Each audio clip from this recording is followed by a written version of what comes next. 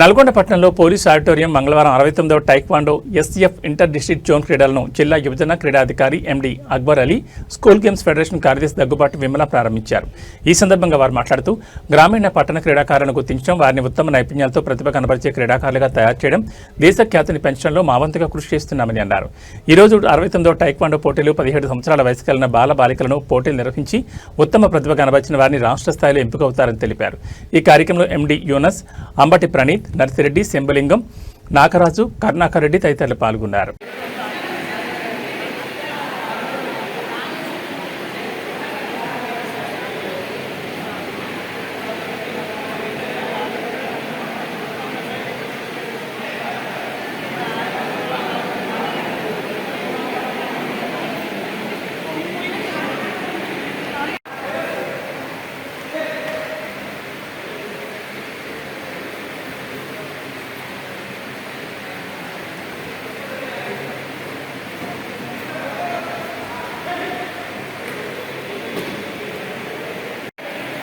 69వ రాష్ట్ర స్థాయి school games taekwondo పోటీలు మరియు నల్గొండ జిల్లాలో పోలీస్ ఆడిటోరియంలో పెద్ద ఎత్తున నిర్వహించబడతా ఉన్నాయి.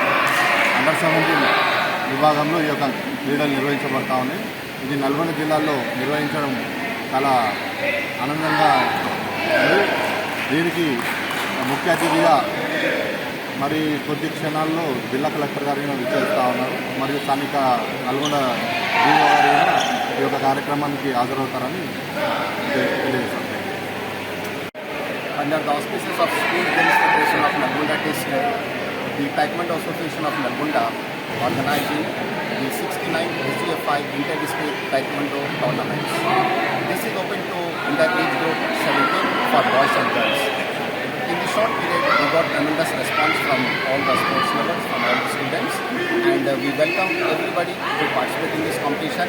Because this tournament is open for 3 days. It depends upon the strength of the participants. So on this occasion, we thank everybody, we thank all the participants and all the invitees, all the guests for coming here and making this program a grand success. Thank you. వారందరికీ పేరు కృతజ్ఞతలు.